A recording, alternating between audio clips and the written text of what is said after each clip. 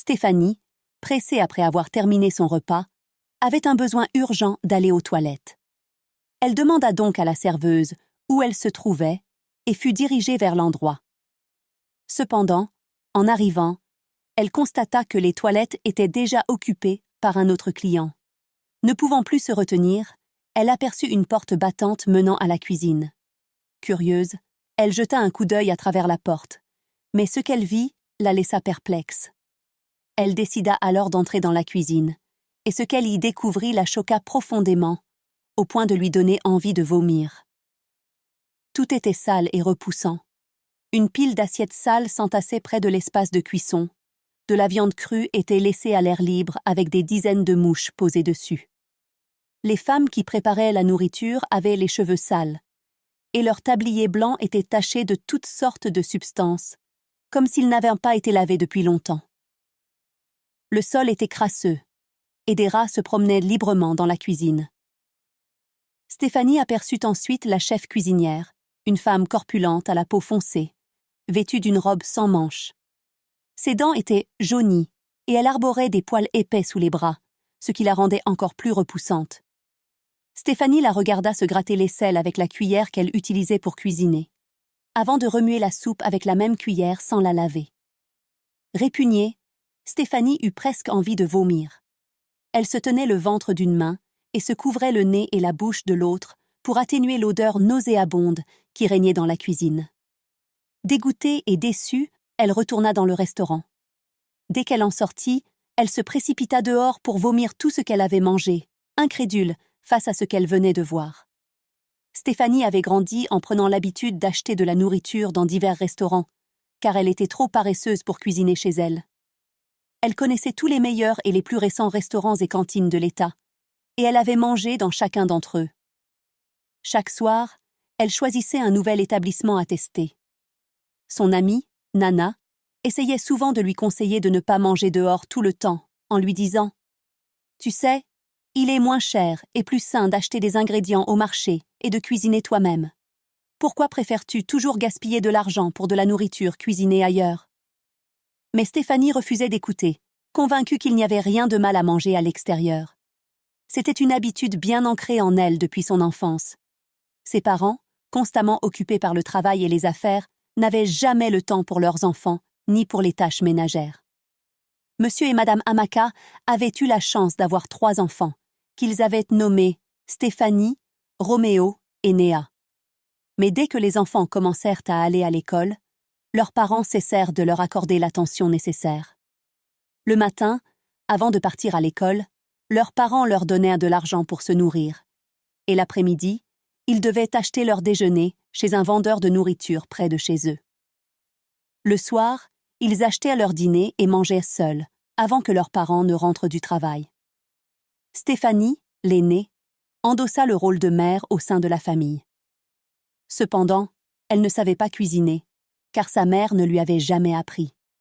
Leur père était un chauffeur renommé, souvent en déplacement, parfois absent pendant 2 ou 3 mois. Il ne s'inquiétait pas de la maison. Tout ce qui l'intéressait, c'était l'aspect financier. Quant à leur mère, elle était une commerçante à plein temps, dont la boutique se trouvait en plein cœur du marché. Toujours occupée de l'aube au crépuscule, elle quittait la maison très tôt pour éviter le trafic et ne rentrait que lorsque les enfants étaient déjà endormis. Stéphanie apprit donc à s'occuper d'elle-même et de ses frères et sœurs en l'absence de leurs parents. Elle s'habitua à la vie de rue et à ses habitudes. Les 3 enfants en vinrent à préférer les snacks et la nourriture de rue aux plats faits de maison. Peu de temps avant que Stéphanie ne termine l'université, elle perdit son père dans un tragique accident. Ses frères et sœurs commencèrent alors à accompagner leur mère au marché pour l'aider dans les ventes, car le commerce prospérait et elle prenait de l'âge. Elle avait besoin de plus d'aide sur place.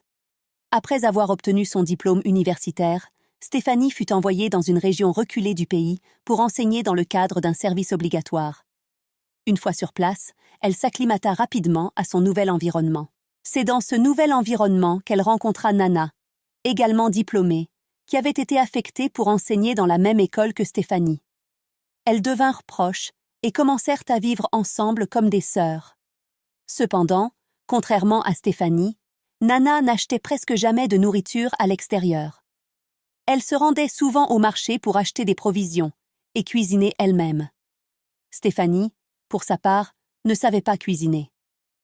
Dès qu'elle s'installa dans son nouvel environnement, Stéphanie se mit à explorer les alentours à la recherche de vendeurs de nourriture de rue et de restaurants, voulant découvrir ceux qui proposaient des repas abordables et savoureux.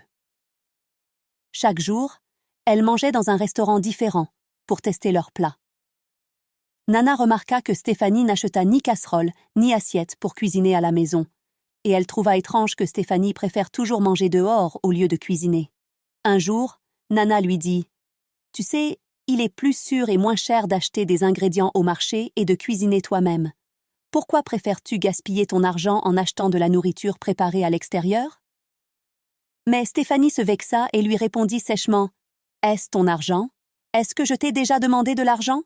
En quoi mes choix de vie te concernent-ils » Nana, se sentant intrusive, s'excusa et lui expliqua qu'elle cherchait simplement à veiller sur elle. Pourtant, malgré tous les conseils de Nana, Stéphanie ne changea pas son habitude d'acheter et de consommer de la nourriture à l'extérieur. Un beau jour, alors que Stéphanie et Nana rentrèrent du travail, un jeune homme très séduisant et riche s'approcha d'elle. « Bonjour, bon après-midi. Je m'appelle Roméo, » dit-il. Il demanda à parler en privé avec Stéphanie et lui confia qu'il l'aimait bien. Ils échangèrent leurs numéros et commencèrent à discuter régulièrement au téléphone. Roméo était un homme d'affaires prospère, possédant de nombreuses succursales dans le pays. Il emmenait souvent Stéphanie dans des restaurants chics et coûteux, et il ne fallut pas longtemps pour qu'elle tombe amoureuse de lui. Un jour, Roméo décida de rendre visite à Stéphanie chez elle. Elle l'accueillit chaleureusement et lui offrit une boisson. Alors qu'ils discutaient, le ventre de Roméo commença à gargouiller et il confia à Stéphanie qu'il avait très faim. Il lui demanda de lui préparer un repas pour goûter à sa cuisine. Il proposa même de l'accompagner au marché pour acheter des ingrédients. À sa grande surprise, Stéphanie lui répondit que cuisiner serait une perte de temps et suggéra d'appeler plutôt un de ses restaurants chics pour commander un bon plat. Roméo refusa et insista pour goûter la cuisine de Stéphanie. Voyant qu'il était sérieux, Stéphanie finit par lui avouer « Je suis désolée, Roméo, mais je ne sais pas cuisiner. » Roméo fut surpris que Stéphanie, une femme aussi belle et sophistiquée, ne sache pas cuisiner. Déçu, il quitta brusquement la maison de Stéphanie. Lorsque Nana rentra à la maison, elle trouva Stéphanie allongée sur le lit, l'air triste. Inquiète, elle lui demanda ce qui n'allait pas, mais Stéphanie refusa de se confier. À la place, elle inventa avoir perdu de l'argent, ne voulant pas que Nana se moque d'elle, sachant que celle-ci l'avertissait depuis longtemps de ne pas toujours acheter de la nourriture à l'extérieur. Un après-midi, en rentrant du travail, Stéphanie remarqua un nouveau restaurant chic sur son chemin. C'était un endroit qu'elle n'avait jamais essayé, et elle s'arrêta pour admirer la beauté de l'endroit. Le restaurant était toujours plein de clients, et un jour, Stéphanie décida enfin de l'essayer. En entrant, elle fut impressionnée par l'élégance et le style du lieu, tout en constatant que les prix des plats étaient très abordables. « C'est sûrement pour ça qu'il y a toujours du monde ici », pensa-t-elle en parcourant le menu. Elle passa sa commande, qui lui fut servie rapidement. La nourriture était délicieuse, et dès ce jour, Stéphanie devint une cliente régulière. Les serveurs connaissaient même ses préférences et attendaient sa visite quotidienne. Lorsqu'elle était trop occupée, elle appelait le restaurant pour se faire livrer au bureau. Cependant, quelque chose d'étrange se produisit moins d'un mois après qu'elle avait commencé à fréquenter ce restaurant. Un après-midi, trop fatiguée pour sortir, elle commanda un repas à livrer. Alors qu'elle était presque à la fin de son repas, elle découvrit un cafard mort dans sa nourriture. Choquée et dégoûtée, Stéphanie ne put finir son repas et jeta le reste. Pourtant, elle ne prit pas de précautions par la suite, pensant qu'il s'agissait d'une erreur isolée. Une semaine après cet incident, Stéphanie tomba gravement malade et fut hospitalisée. Elle souffrait de violentes diarrhées et d'une forte fièvre qui mirent sa vie en danger. Après diagnostic, le médecin lui expliqua que la cause de son malaise était une bactérie étrange, qui ne se développait que dans des endroits extrêmement sales. Il lui dit « Assurez-vous toujours que votre cuisine et votre environnement de préparation des repas sont propres. Vous avez eu de la chance d'être admise à temps, car cette infection est très dangereuse et peut être mortelle en quelques jours. Stéphanie remercia le médecin avant de sortir de l'hôpital avec une ordonnance de médicaments. De retour chez elle, Nana prit soin d'elle. Chaque fois qu'elle cuisinait, elle s'assurait que Stéphanie ait quelque chose de sain à manger. Mais une fois rétablie, Stéphanie retourna à ses anciennes habitudes, achetant de la nourriture à l'extérieur. Pire encore, elle continua de fréquenter le même restaurant où elle avait découvert le cafard dans son plat. Il ne fallut pas 3 semaines avant qu'elle ne se retrouve de nouveau à l'hôpital. Lorsqu'elle tomba malade une 3e fois, Stéphanie décida de mener sa propre enquête pour comprendre pourquoi elle tombait toujours malade après avoir mangé dans ce restaurant. Elle ne comprenait pas comment cela était possible, car l'extérieur du restaurant semblait propre et luxueux, ce qui, selon elle, ne laissait pas de place à l'insalubrité dans la zone de restauration. Un week-end, Stéphanie se rendit au restaurant dans l'après-midi. Elle commanda son plat habituel, mais cette fois, elle prit son temps pour observer chaque portion de riz qu'elle mettait dans sa bouche afin de s'assurer qu'il n'était pas contaminé. Une fois son repas terminé, elle prétendit avoir besoin d'aller aux toilettes et demanda au serveur de lui indiquer où elle se trouvait. Arrivée sur place, elle constata qu'elles étaient occupées. Alors elle décida d'en profiter pour explorer un peu le restaurant.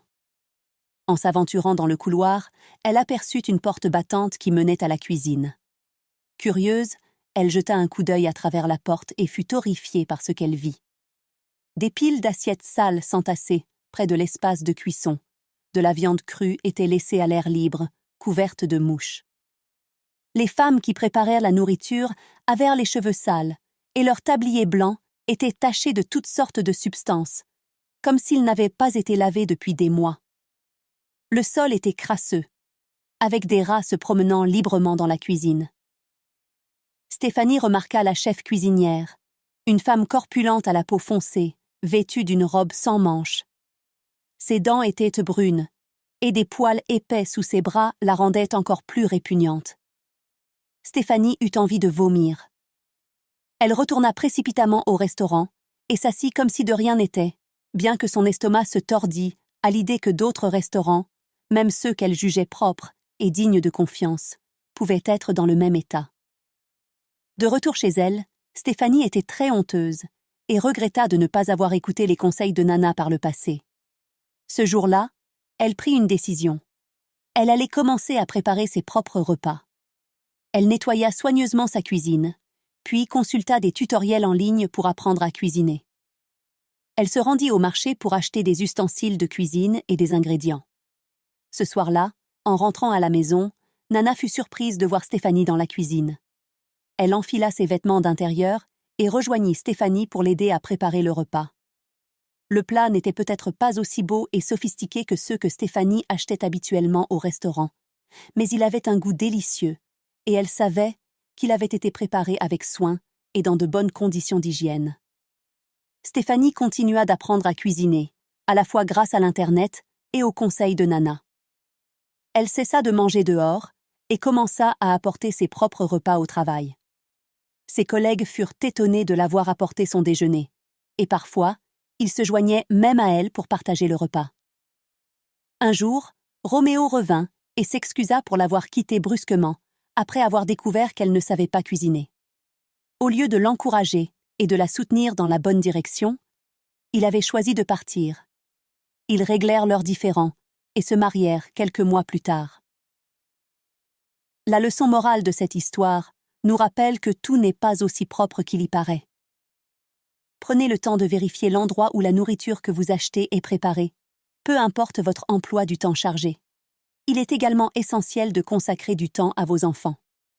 Lorsque vous aimez quelqu'un, ayez toujours son intérêt à cœur. Ne vous éloignez pas simplement à cause d'un défaut qui vous déplaît. Cherchez plutôt à voir s'il est prêt à s'améliorer ou à changer.